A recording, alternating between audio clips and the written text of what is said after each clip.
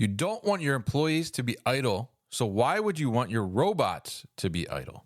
Zebra Technologies is addressing idle robots by bringing their latest solution to the market, which requires 30% fewer robots, resulting in increased asset utilization and a cost-effective entry to automation for your fulfillment operations. The Zebra Symmetry fulfillment ecosystem is bringing you balanced utilization, more cubic capacity, and optimized pick paths so you can operate at peak performance. Want to take your fulfillment operation to the next level? Learn more at zebra.com or click the link in the show notes.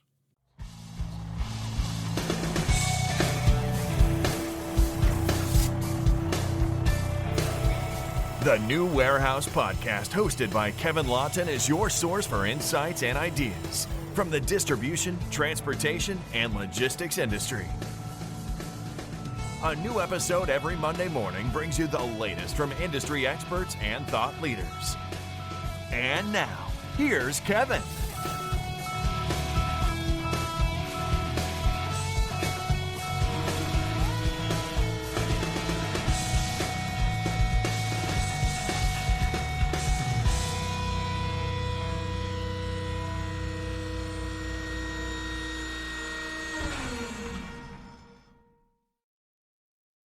Hey guys, it's Kevin with the New Warehouse Podcast. I'm here at the MHI headquarters, and I am being joined by two representatives of the Conveyor Sortation Solutions Industry Group today.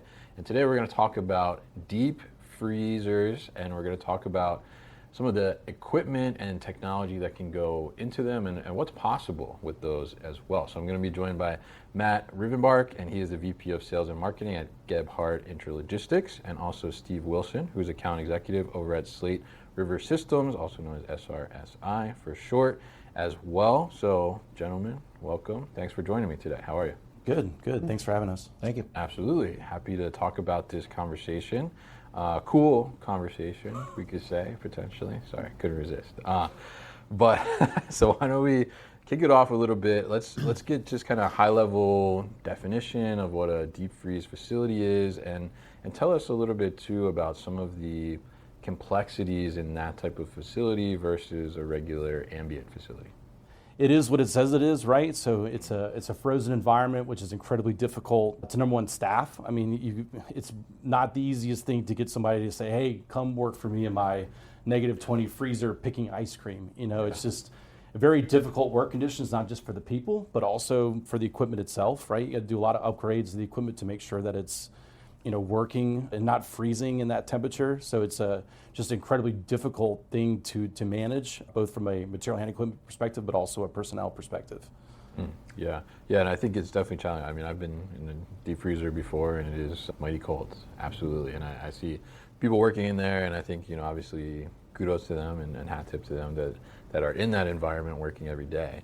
But when we look at those complexities, right, and when we talk about obviously, no one really ideally wants to be in that type of temperature environment. So, we try to be as hands-off as possible there. So if we look at, some of the equipment, you mentioned in there a little bit about the equipment, but the equipment and automation in general, I mean, are we seeing applications where, we can truly get these human hands off and out of the freezer?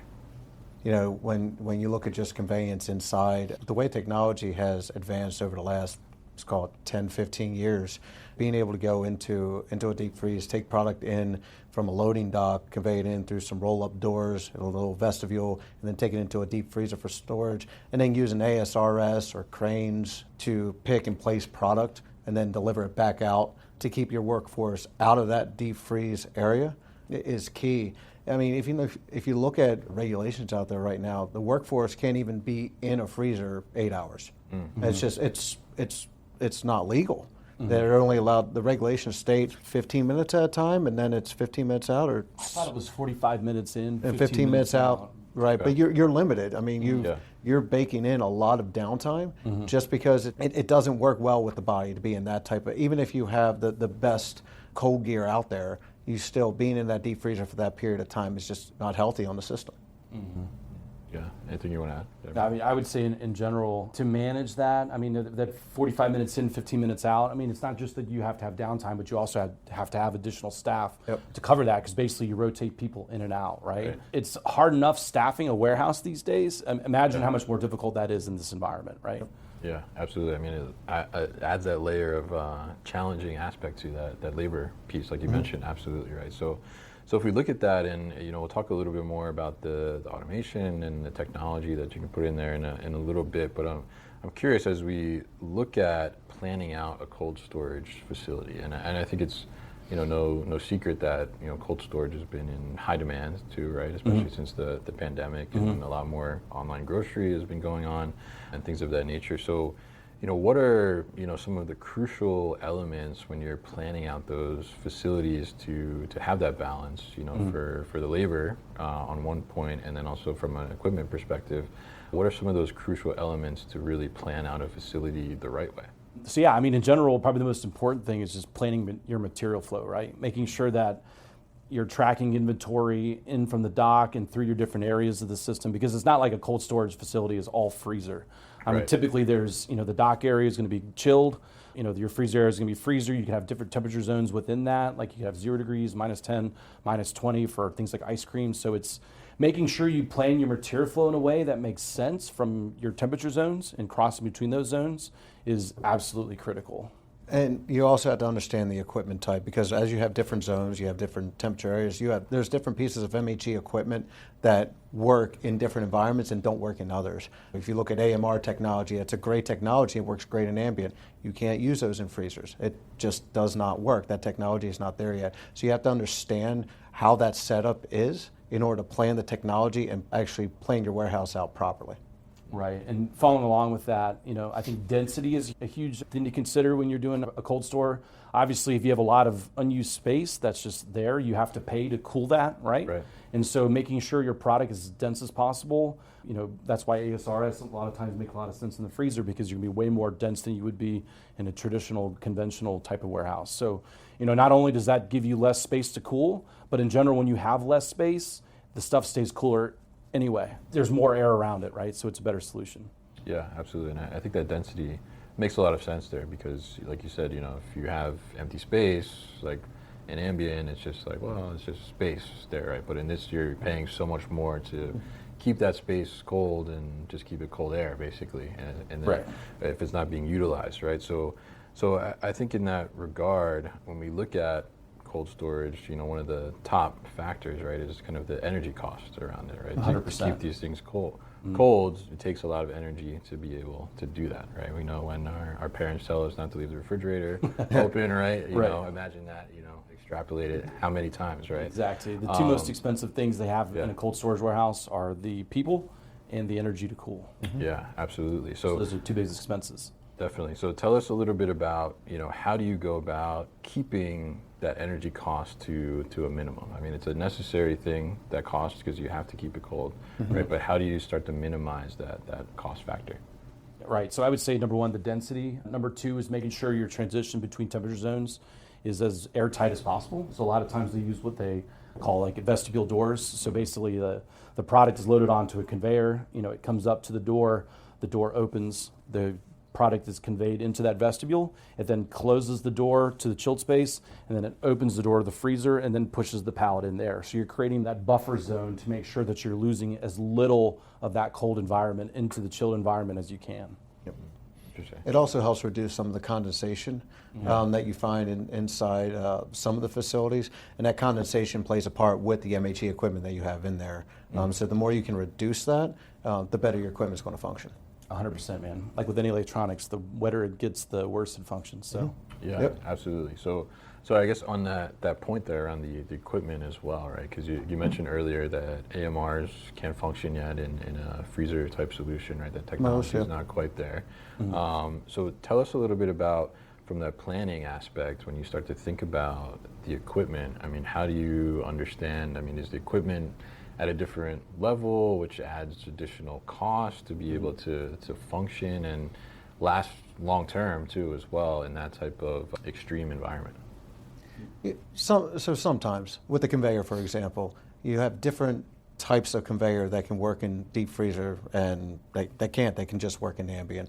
So it's really just understanding your temperature zones and planning it out accordingly. But I mean, in terms of some of the upgrades, I mean, like there's different grease and lubrication that you use in it. Those upgraded motors. Sometimes you have to enclose things in little heated containers to make sure that they're operating efficiently. I mean, there's a lot of stuff that you have to then upgrade, which to your point does add additional costs. But the benefit is then you're able to get a lot of these people out of the freezer, and so the cost is usually a pretty good ROI. Yep.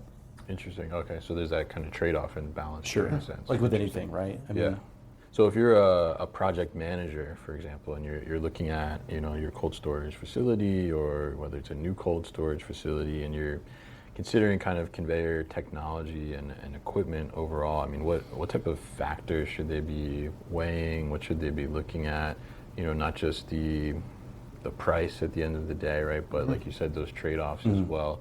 How do you kind of take account for everything that surrounds that to be able to get the right solution in there? I would say the easy answer is make sure you're working with somebody who's got proof that they've done this in a freezer, right? If they have proof of concept in the market, usually you can trust that they say they're going to do what they say they're going to do. So I think that's probably priority number one. Yeah, the R&D is not something that you want to try on a new cold storage, or even an existing one if you're trying to add to it. Go with the proven technologies that are out there. And there's a lot of good proven technologies out there in the conveyor world. Gebhardt's a great brand to take inside the freezer. It's in there now. It works. Stick with what works. It's not the time that you want to try playing around with something new. No, it's not the place to be guinea pig for sure.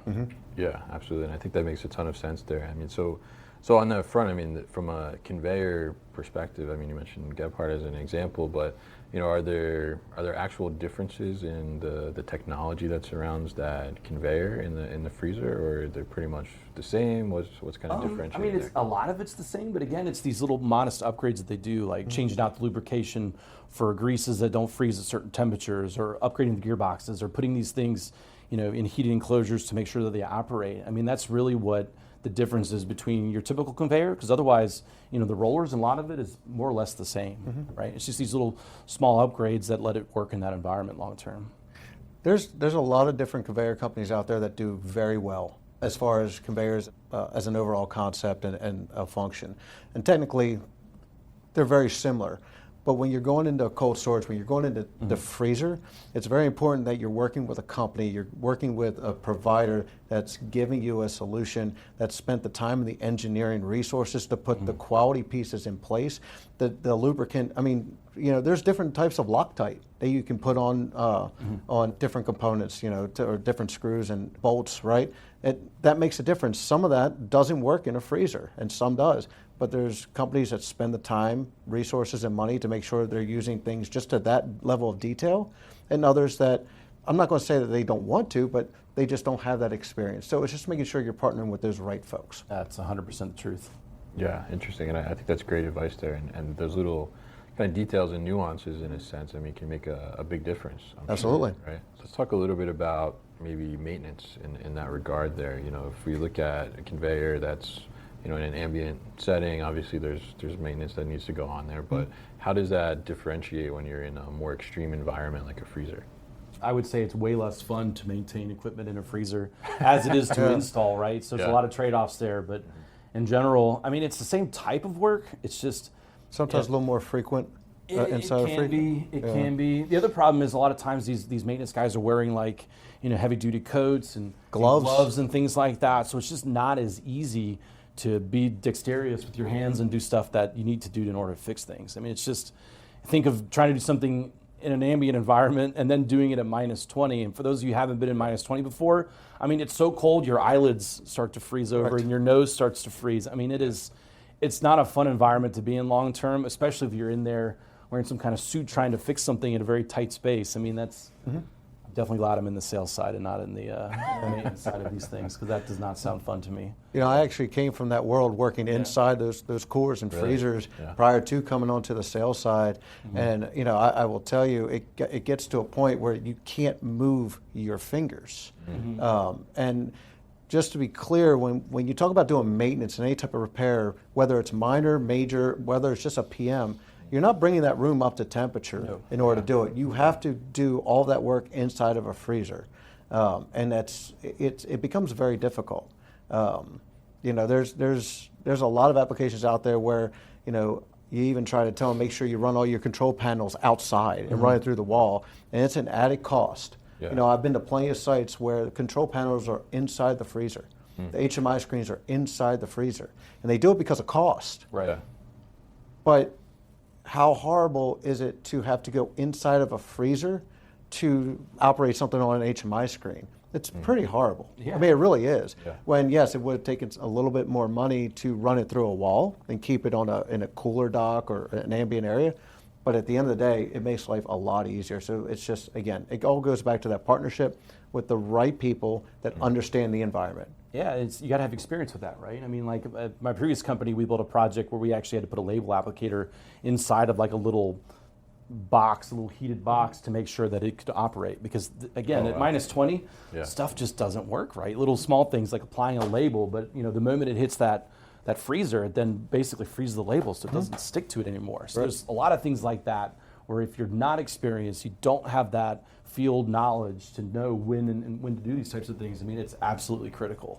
Yeah, Right? absolutely. Yeah, and I think that's such a great point too. Like you talked about the screens being inside versus outside, and even though it's more cost up front, right? I mean, you go back to the total cost of ownership. I mean, what's the real trade-off there? Like at the end of the day, I mean, is it actually costing you more because now it's taking longer for you to do the maintenance or predictive maintenance or preventative maintenance? Sorry. Right. Creating more whatever, downtime in that right? case. Yeah, like it's giving you, it's like a short-sighted cost savings, but in the long term, it's probably still costing you the same, right? That it would have to put it in the proper place or a better place. So, is the technology evolving itself? Because we talked about leveraging some of this technology automation to get like the warehouse labor out as much as possible of the freezer, but on the maintenance side too, I mean, is the technology evolving so that you would see maybe a conveyor is more robust in the freezer than in ambient, so there's less PMs that need to be done, less potential repairs that need to be done? I mean, how is that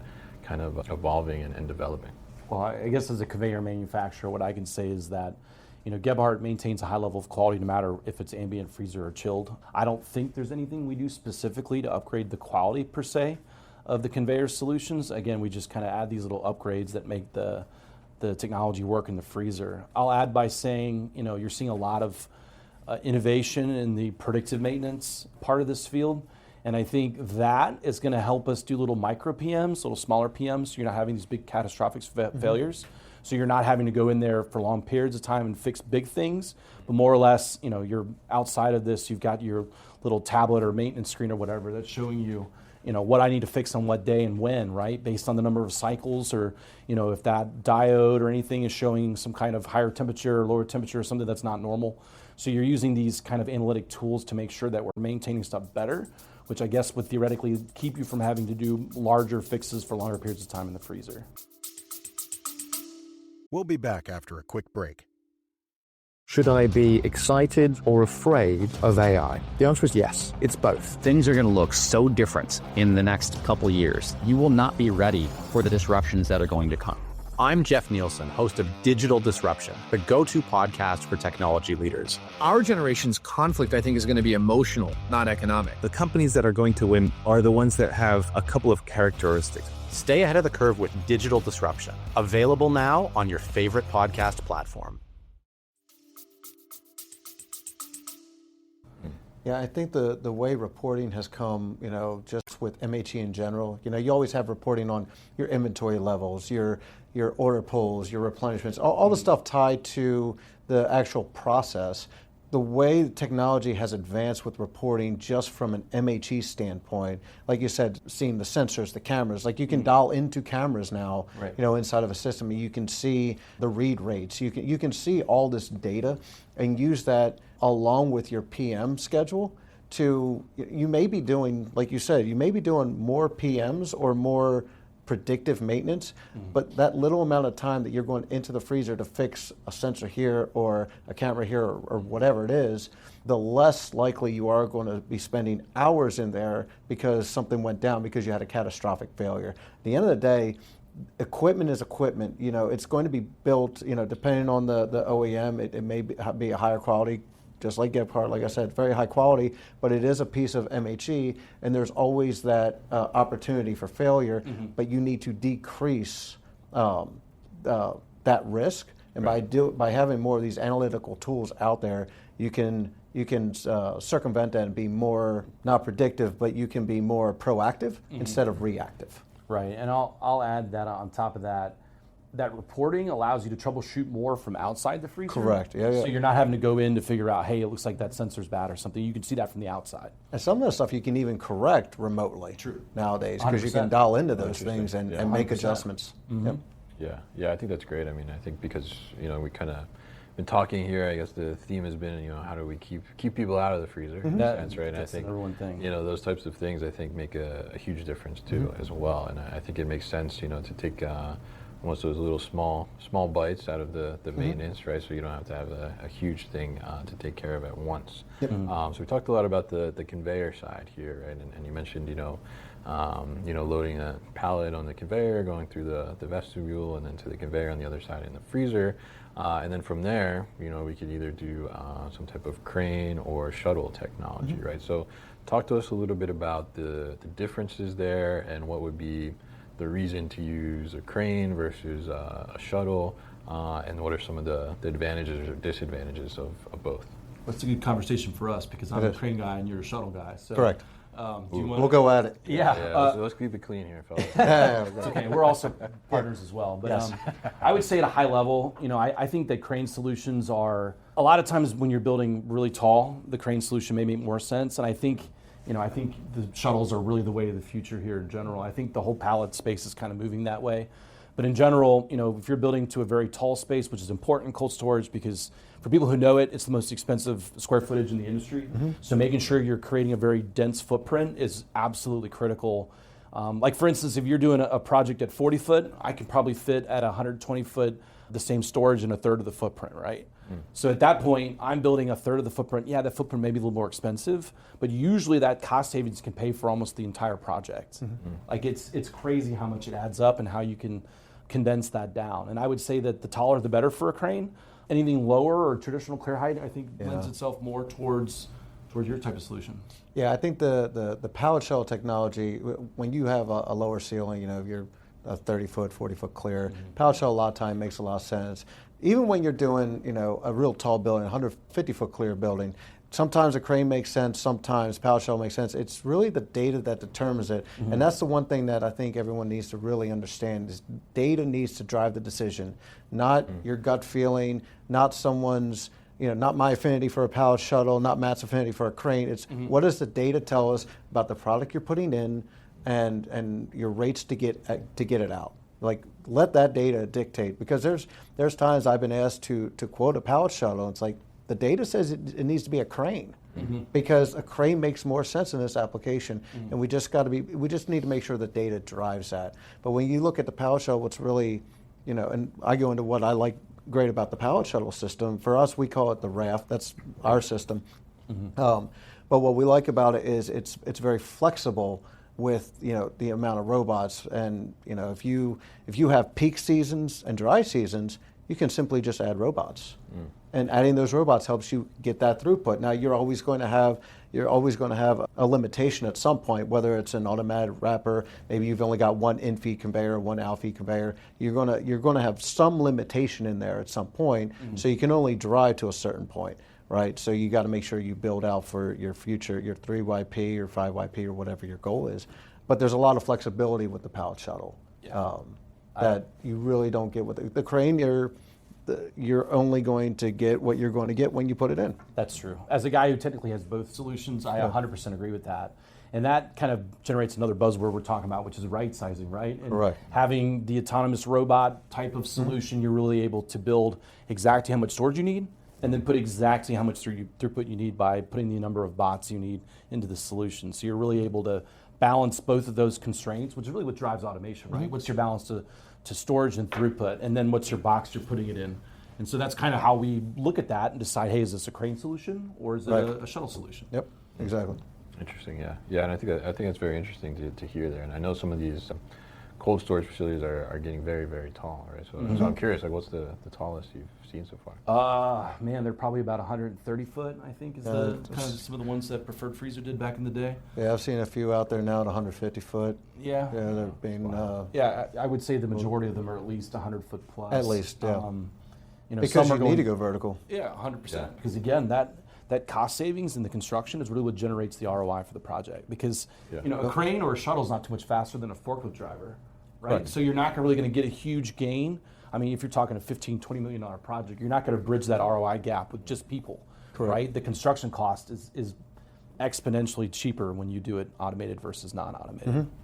Interesting. And I love that you said let the data drive the decision. Yeah, that's super, you super have to. important. Yeah, absolutely. So, so let's talk a little bit about sortation. So, is sortation being used in deep freeze or chilled environments, and what are some of the negatives potentially against it, or positives? I haven't really seen much sortation need. I mean, I've seen ASRS do sortation from a case picking perspective in a freezer, but I've never seen like a crossbelt sorter or a shoe sorter or something implemented in a freezer. I mean, it just doesn't, you don't see the throughput numbers. And the second thing is that a lot of the frozen food, most of it's food, right? Yeah. Most of that is handled at the pallet or layer or the case level. Right. You're not really doing a lot of each picking or things that need sortation downstream in a freezer. You're just not doing it. It's just not the way that product, at that part in the supply chain, how it's handled. It costs too much money to do deep freeze at the case, just at a case level and case storage for really. I mean, everything is, you blast freeze it at the pallet level, and then you store the pallet. You may pull the pallet out and pick a few cases on it and put it back, but I don't see that happening really on any type of conveyance. Yeah, there's so little need for any kind of e-commerce. I mean, no one is ordering. I mean, there's some boutique like Beyonce ice cream that I think you can get that they ship it to you in a little frozen container. But to your point, the point of sale for that is still at a grocery store. And to get to a grocery store, they're not shipping one carton of ice cream. They're just not doing it. So from a downstream cost perspective of shipping, it's just not economical to ship it at that level where it's required to be moved at like a sortation type of speed. Yeah. Interesting. I didn't know Beyonce had an ice cream, actually. I can't remember the name of it. I saw it recently as a trade show, I think.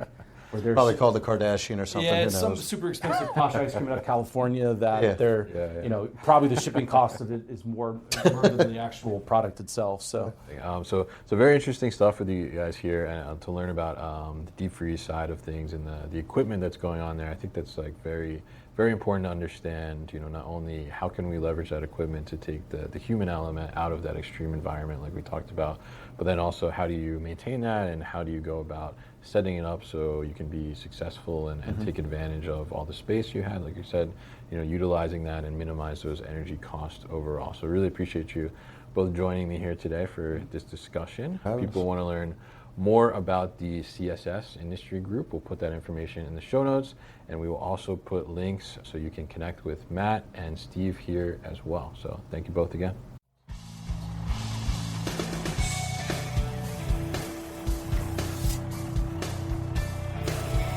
You've been listening to the New Warehouse Podcast with Kevin Lawton. Subscribe and check us out online at thenewwarehouse.com.